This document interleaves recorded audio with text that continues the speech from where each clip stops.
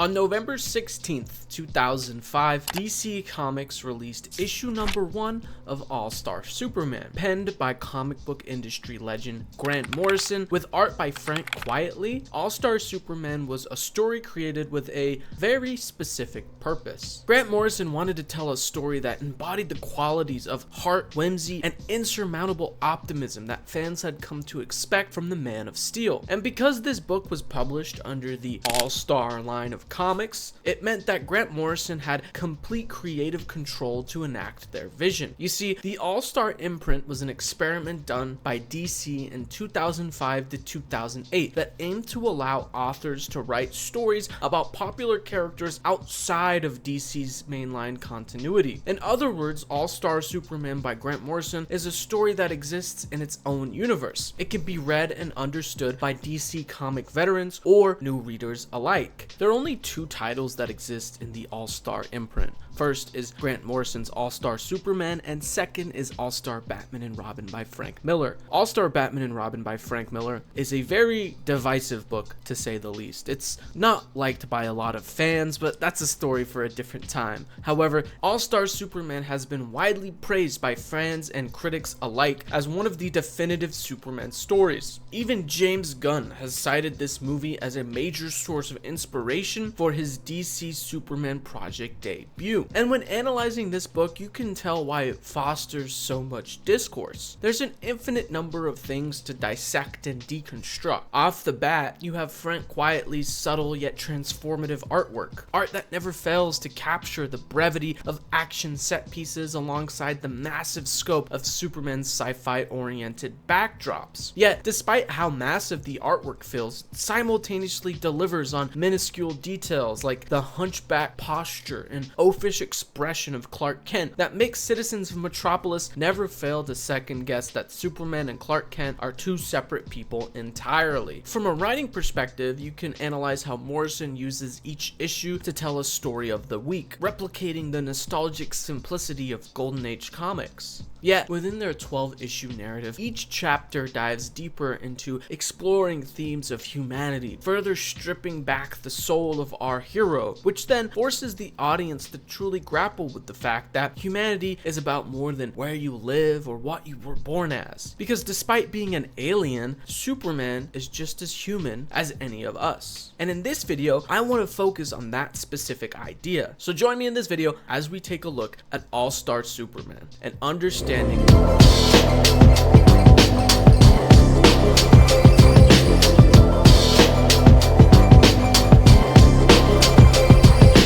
Just as a heads up, there will be spoilers ahead, so if you haven't read All-Star Superman, pause the video, like it, and go read All-Star Superman because it's a fantastic book. Or if you just don't care about spoilers, feel free to keep watching. Anyway, to first understand why All-Star Superman is so good, we need to understand why Grant Morrison is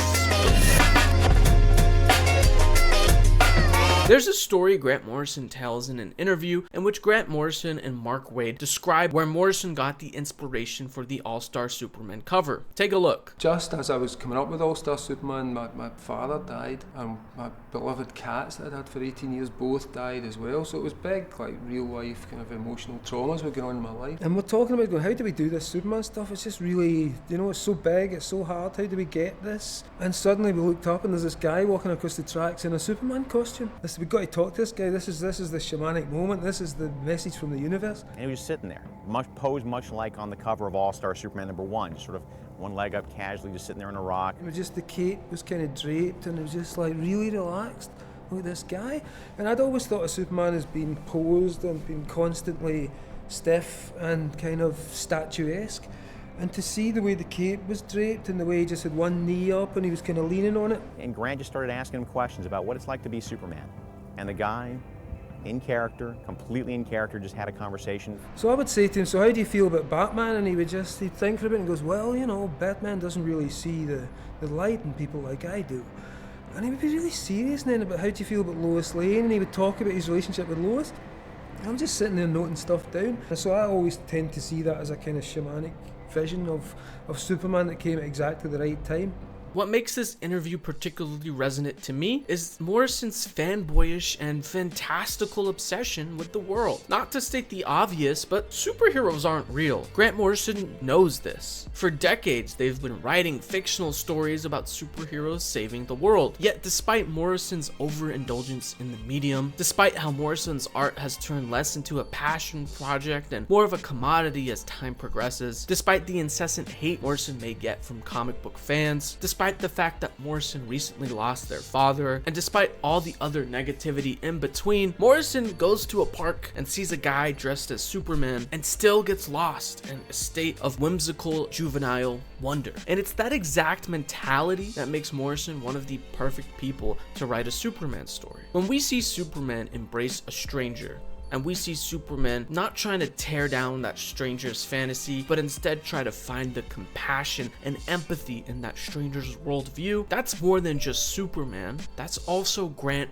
Morrison. And if you're gonna write a story about a character like Superman, you can't fake that type of humility. But the other reason this interview is so potent is because it shows us the often forgotten quality that makes Superman so special. Morrison and Quietly have both described how the cover to issue 1, besides being inspired by a fan, is also inspired by the idea that, quote, "A truly invulnerable man who has no need to protect himself physically from anything would have a very relaxed body language, as opposed to the muscle-bound, confrontational bearing of most superheroes." You see, as audiences, we've had our fair share of muscle-bound, hyper-machismo, male power fantasy stories. If you're interested in a deeper exploration of this topic, check out my Batman video where I dive deeper into Batman and his relationship to hypermasculinity. I'll link it down below. The thing is that Superman has no doubt fallen victim to this typecast as well. But these stories of an overly aggressive, cocky, and sometimes hyper-masculine Superman consistently miss the mark when it comes to understanding what makes Superman super. It's not his strength at all, it's his humanity. And I believe Morrison appropriately exemplifies this quality in this book through the veil of Superman's masculinity.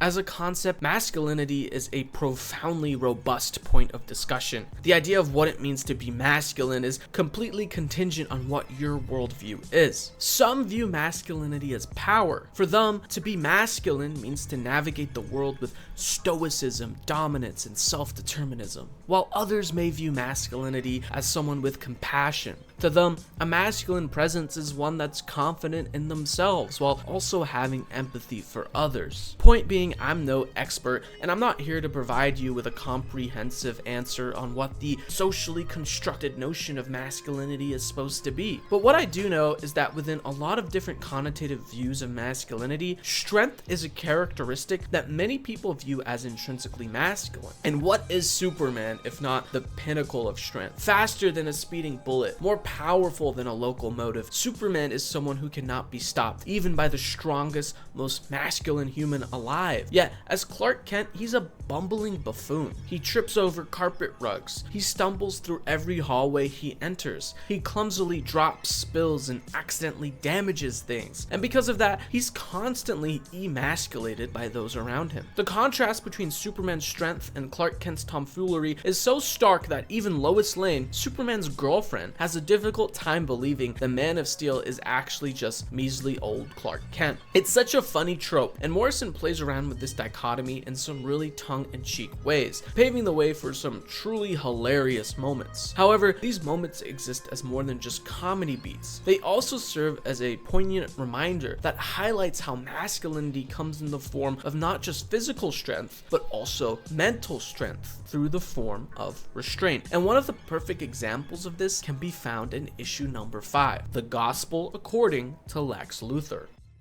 In this issue, Luthor is sentenced to death, and in the wake of his final moments, Clark is sent to interview Lex Luthor on death row. Whilst interviewing Luthor, Clark is met with a barrage of insults. Luthor insinuates that Clark is out of shape. He calls Clark's writing unintelligible, and he even invites Clark to feel his biceps in a peacockish demonstration of strength and intellect. As a reader, these moments are hilarious because, yeah, we know that Clark Kent is Superman. All of these faults that Luthor is making fun of is part of a disguise. Yet Lex Luthor, one of the smartest villains in Superman's rogues gallery, fails to see through it. Outside of this context though, Luthor's worldview highlights what differentiates toxic masculinity from positive masculinity. Luthor holds this idea in his heart that his feats, his brawn, and his brain make him better than others. He views most, if not all, people as less than him. Yet despite this extreme narcissistic confidence, Luthor still falls victim to a masculine desire to demonstrate his worth and power to others. He lifts weights to show off his strength. He flexes his muscles, and he flaunts his intellectually charged vernacular, as if to say, I am better than you and this is why. Luthor falls victim to this socially constructed idea of what it means to be masculine. He wants not only to be a powerful, smart, strong, and hegemonic force, he wants others to know that he is. Luthor's aura reeks of toxic masculinity. And then there's Clark, a man who has nothing to lose yet seemingly everything to gain. Despite that, he allows Luthor to launch these insults at him, and he shrugs them off like it's nothing. And on top of all that, buried in these insults is the fact that Luthor wants nothing more than to end Clark's existence as Superman. But despite all of this, both Clark Kent and Superman still strive to find the humanity in Lex. They want to believe that despite it all, there is still a man who is worth saving. A man who, if he dropped his hate and vitriol, could use his intellect to save the world. Clark doesn't peacock, and neither does Superman showboat. They both simply do what they need to do to help others. Just like Lex, Clark is strong, he is smart, and he is powerful. Based on conventional wisdom, they are both deeply masculine figures. Yet one is narcissistic and toxic, while the other is compassionate and joyful. It shows you how you can have every quality you need to fit into the definition of what society might deem as masculine, but it's not the qualities that define you, it's the way you use them. And that essence is what Morrison gets so right about Superman. Every thematic choice in this book is done so with the purpose of highlighting this one idea, an idea that at its core is emblematic of who Superman is entirely. And that's the idea that strength is found in humility. There are plenty of examples in this book that show us how Superman is at his most powerful when his soft and gentle nature is what we get to see on full display. For example, in issue 3, Sweet Dreams Superwoman, Superman gives Lois Lane a serum that allows her to have the same powers that Superman has. However, shortly after getting these powers, Samson, a biblically inspired time-traveling strongman, and Atlas, a mighty Titan prince birthed from the soil of New Olympus, find their way to Superman and Lois. They constantly poke and prod at the security of Superman's masculinity by desperately seeking a way to home wreck Superman's union with Lois Lane. But none of these remarks faze Superman, as Superman's goal isn't to put up a defensive, hypermasculine barrier of ownership on Lois. No, Superman's goal is to make sure that Lois has a good birthday. And if getting compliments from superhuman beings make her feel more confident in herself, why should Superman be bothered? It goes to show the power of finding comfort in the loyalty of one's partner. And to me, that's what positive masculinity is. It's choosing to trust other people like your partner, and not judging them for what they might do, but instead accepting them for what they do.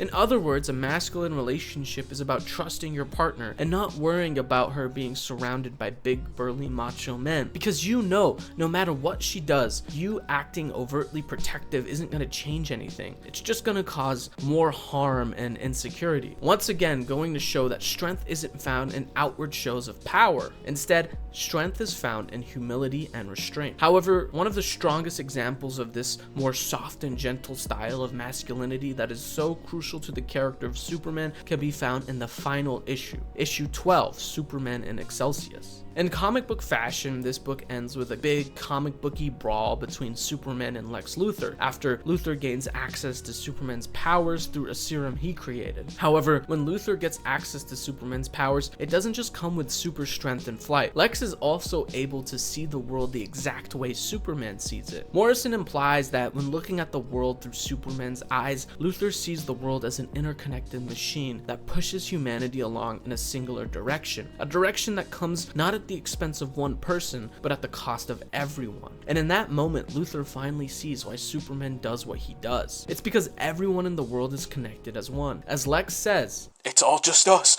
in here, together, and we're all we've got. And when you understand that, when you realize that what you need to do is not for individualistic preservation, but instead for the preservation of the community, Superman's mentality of compassion and humility makes so much sense. Why focus on what only you can do, when the machine that pushes us forward as humanity isn't contingent on one specific component? No gear is more important than the other. If one gear outperforms the others, nothing changes. But if one gear breaks down, the entire machine fails. So in context to humanity, when you think about the empathy you give one person, that act, while seemingly small, fuels the communal well of humanity's soul. So in context to Superman, when Superman saves even just one person, he saves us all. And that is why Morrison understands Superman unlike anybody else.